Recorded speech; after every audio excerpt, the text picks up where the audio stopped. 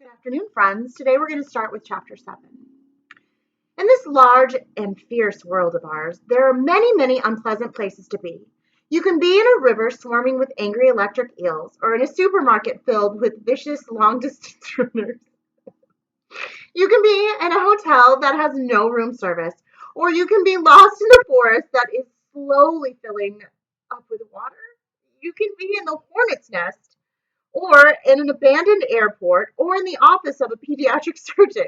But one of the most unpleasant things that can happen is to find yourself in a quandary, huh? Which is where the Baudelaire orphans found themselves that night. Finding yourself in a quandary means that everything seems confusing and dangerous, and you don't know what in the world to do about it. And it is one of the most unpleasantries you can encounter. The three Baudelaires sat in Hector's kitchen as the handyman prepared another Mexican dinner, and compared with the quandary they were in, all their other problems felt like small potatoes he was chopping into thirds. Everything seemed confusing, Violet said glumly. The Quagmire triplets are somewhere nearby, but we don't know where, and the only clues we have are two confusing poems. And now there's a man who isn't Count Olaf, but he has the eye tattooed on his ankle, and he wanted to tell us something about our parents. It's more than confusing, Klaus said. It's dangerous. We need to rescue the Quagmires before Count Olaf does something dreadful, and we need to convince the Council of Elders that the man they arrested is really Jack. Oh, otherwise, they'll burn him at the stake. Quandary, Sonny said, which meant something along the lines of, what in the world can we do about it? I don't know what we can do about it, Sonny, Violet replied. We spent all day trying to figure out what the poems meant, and we tried our best to convince the Council of Elders that Officer Luciana had made a mistake.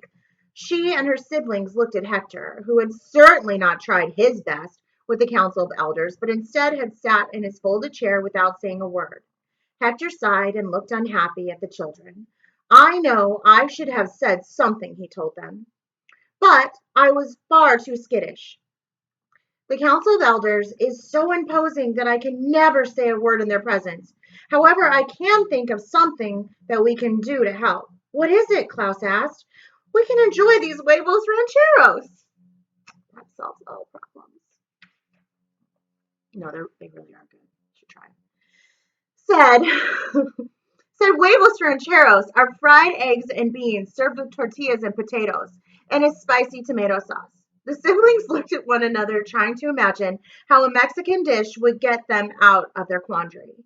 How will that help? Violet asked doubtfully. I don't know, Hector admitted, but they're almost ready, and my recipe is a delicious one, if I do say so myself. Come on, let's eat. Maybe a good dinner will help you think of something. The children sighed, but nodded their heads in agreement, and got up to set the table. And curiously enough, a good dinner did in fact help the Baudelaires think of something. As Violet took her first bite of beans, she felt the gears and levers of her inventing brain spring into action. As Klaus dipped his tortilla into the spicy tomato sauce, he began to think of books he had read that might be helpful. And as Sunny smeared egg yolks all over her face, she clicked her four sharp teeth together and tried to think of a way that they might be useful. By the time the Baudelaires were finished, the meal Hector had prepared for them, by the time they had finished the meal Hector had prepared for them, their ideas had grown and developed into full-fledged plans, just as Nevermore Tree had grown a long time ago from a tiny seed, and Foul Fountain had been built recently from someone's hideous blueprint. It was Sunny who spoke up first. Plan, she said. What is it, Sunny? Klaus asked. With a tiny finger covered in tomato sauce, Sunny pointed out the window at Nevermore Tree, which was covered in the VFD crows as it was every evening. Begin, sir, she said firmly. My sister says that tomorrow morning there will probably be another poem for Isadora in the same spot. She definitely said all that.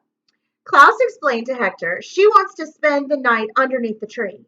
She's so small that whoever is delivering the poems probably won't spot her. and she'll be able to find out how the couplets are getting to us. And that should bring us closer to finding the Quagmires, Violet said. That's a good plan, Sonny. My goodness, Sonny, Hector said. Won't you be frightened spending all night underneath a whole murder of crows? Thrill, Sonny said, which meant it won't be it won't be any more frightening than the time I climbed up an elevator shaft with my teeth. I think I have a good plan too, Klaus said. Hector, yesterday you told us about the secret library you have in the barn. Shh, Hector said, looking around the kitchen. Not so loud. You know it's against the rules to have all those books, and I don't want to be burned at the stake. I don't want anyone to be burned at the stake, Klaus said. Now, does the secret library contain books about the rules of VFD? Absolutely, Hector said. Lots of them. Because the rule books describe people breaking the rules. They break rule number 108, which clearly states VFD's library cannot contain any books that break any of the rules. Well, I'm going to read as many rule books as I can, Klaus said. There must be a way to save Jack from being burned at the stake, and I bet I'll find it in the pages of those books. My word, Klaus, Hector said. Won't you be bored reading all those rule books? It won't be any more boring than the time I had to read all about grammar in order to save Aunt Josephine, he replied. Sonny is working to save the Quagmires, Violet said, and Klaus is working to save Jack. I've got to work to save us. What do you mean? Klaus asked. Well, I think Count Olaf must be behind all this trouble, Violet said. Grieve, Sonny said, which meant, as usual. If the town of VFD burns Jack at the stake, Violet continued, then everyone will think Count Olaf is dead. I bet the Daily Punkatilio will even have a story that says so. It will be very good news for Olaf, the real one, that is, if everyone thinks he's dead. Olaf can be as treacherous as he likes, and the authorities won't come looking for him. That's true, Klaus said. Count Olaf must have found Jacques, whoever he is, and brought him into town. He knew that Officer Luciana would think he was Olaf, but what does that have to do with saving us?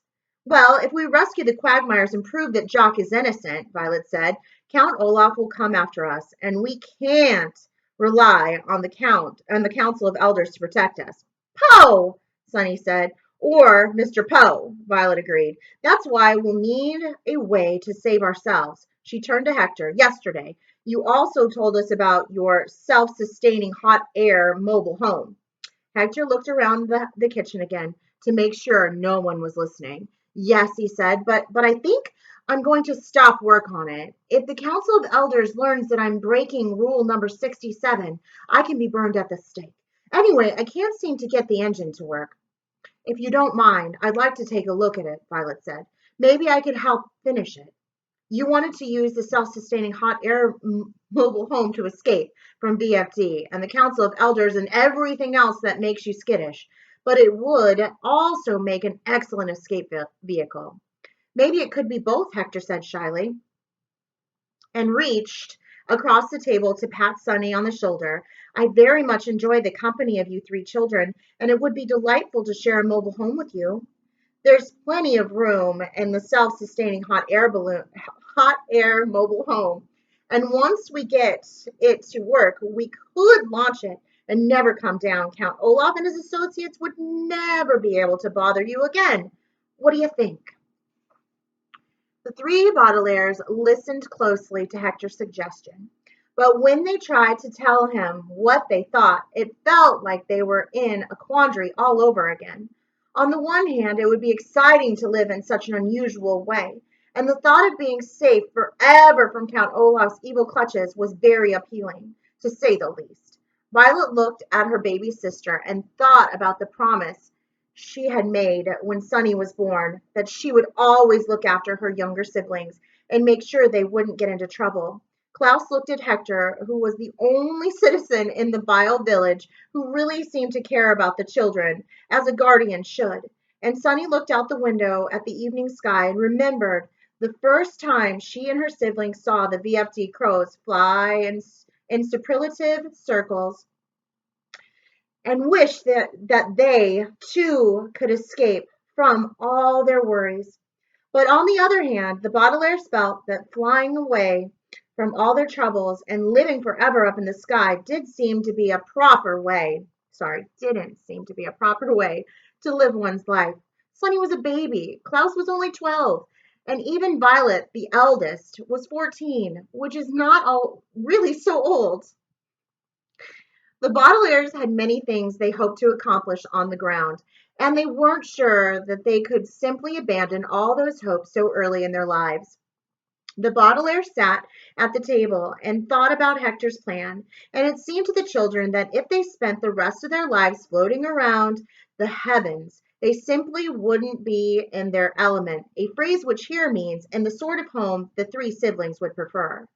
First things first, Violet said finally, hoping that wasn't hurting Hector's feelings. Before we make a decision about the rest of our lives, let's get Duncan and Isadora out of Olaf's clutches. And make sure Jock won't be burned at the stake, Klaus said. Albico, Sonny added, which meant something like, and let's solve the mystery of the FD that the Quagmires told us about. Hector sighed. You're right, he said. Those things are more important, even if they do make me skittish. Well, let's take Sonny to the tree, and then it's off to the barn, where the library and the inventing studio are. It looks like it's going to be another long night, but hopefully this time we won't be barking up the wrong tree. The Baudelaire smiled at the handyman and followed him out into the night, which was cool and breezy, and filled with the sounds of the murder of crows settling down for the night.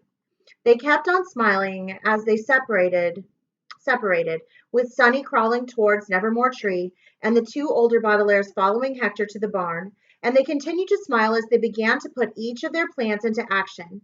Violet smiled because Hector's inventing studio was very well equipped, with plenty of pliers and glue and wire and everything her inventing brain needed. And because Hector's self-sustaining hot air mobile home was an enormous fascinating mechanism, just the sort of challenging invention she loved to work on. Klaus smiled because Hector's library was very comfortable, with some good sturdy tables and cushioned chairs, just perfect for reading in, and because the books on the rules of VFD were very thick and full of difficult words, just the sort of challenging reading he enjoyed. And Sonny smiled because there were several dead branches of Nevermore Tree that had fallen to the ground, so she would have something to gnaw on as she hid and waited for the next couplet to arrive. The children were in their elements. Violet was in her element in the inventing studio, and Klaus was in his element at the library, and Sonny was in her element just from being low to the ground and near something she could bite.